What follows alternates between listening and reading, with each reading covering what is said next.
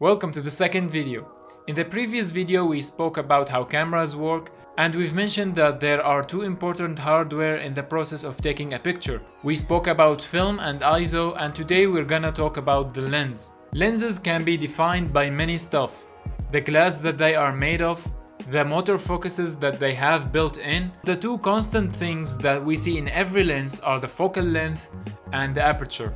Aperture is basically the hole in your lens that lets the light in through the lens and into the camera sensor or into the film. The size of that hole is the f-stop.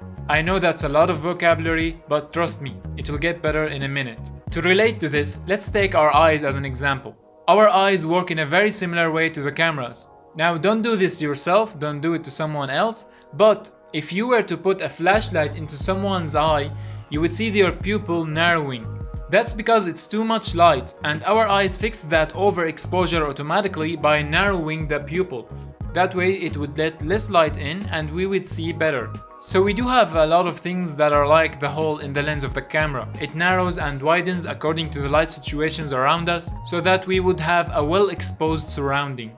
In camera, we changed the size of the aperture by changing the f-stop. If you wanted to get more light in, you would widen the aperture. And if the surrounding was bright, you would narrow the aperture so you would let less light in.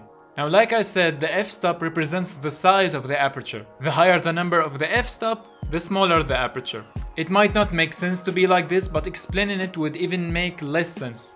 By that definition, f8 would let more light than f11, and f11 would let more light than f22, and so on. Aperture doesn't only help controlling the exposure, it also controls the blurriness of the background. It's true that the wider the aperture, the more light that would go in. For example, at f1.8 you would let loads of light in. But the depth of field or the focus field would be narrow. If we shot at f22 we would let less light in, but we would have a very much bigger depth of field. Imagine the field of focus as a wall that is parallel to the lens. How thick that wall is or how much is in focus is determined by three main factors: the size of the aperture, the distance between the lens and the subject that you are shooting, and finally the focal length of the lens. As an example, I shot this package of tea bags and it was placed on top of the laptop that said hello in the front, and I've put some flowers in the background. And you can see the view from the top. It looks something like this. And you can see that we have the package in the middle and we have the flowers in the background and the name tag in the front. Now this first shot was shot at f1.8 and this is the widest that my lens can go. So if we zoom in, we can see that I focused right at the edge of the box, and we can see that the edge is perfectly in focus, but as we go a little bit backwards we see that it's out of focus. And we can see that we can read the letters that are nearby the focus point, and we can't read the letters that are after the focus point or before it. This shot was at f2, so now the aperture is a little narrower, but the depth of field didn't get that much bigger. So let's jump to something like f2.8, and if we zoom in we can see that we can read a little more of the letters. That's because the depth of field is now looking something like this from the top.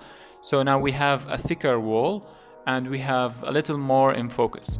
If we narrow the aperture even more than that, let's say at f9 we can read all the letters, but we can see that the flowers are still a little blurry and that the name tag in the front is still a little blurry as well. But the whole package is in focus right now. So if we narrow it further, let's say at f22, and that's the narrowest, and that's the smallest that my aperture can go at, f22, and we can see that everything now is in focus: the name tag, the flowers, the whole box.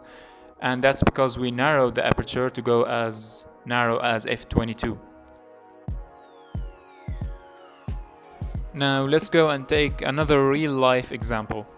Let's say that you are shooting portraits and you are looking for that blurry background, or you are looking for some delicious bokeh. To do that, you would set your aperture to go as wide as possible.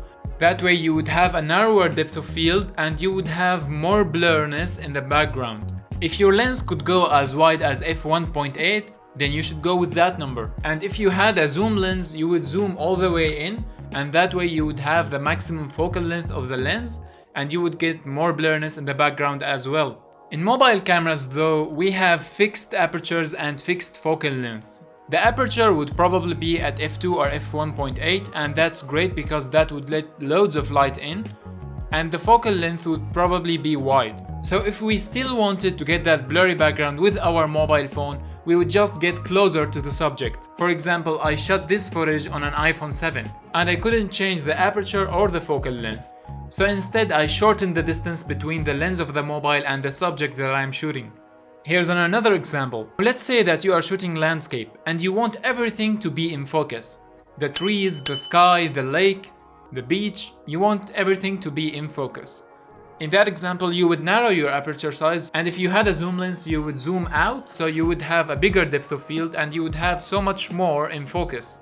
Now, mobile phones, like I said, have a fixed aperture and a fixed focal length. But since it already has a wide focal length and the objects that we are shooting in a landscape are usually far from the camera, everything would probably be in focus and you would come up with a sharp picture. Okay, I guess that was a short one. In the next one, we're gonna talk about shutter speed and we are gonna do some cool stuff there. Make sure to watch it. Click here if you wanted to watch the next video. If you've made it this far without subscribing, just click here, dude. And now I will go make some tea. Goodbye.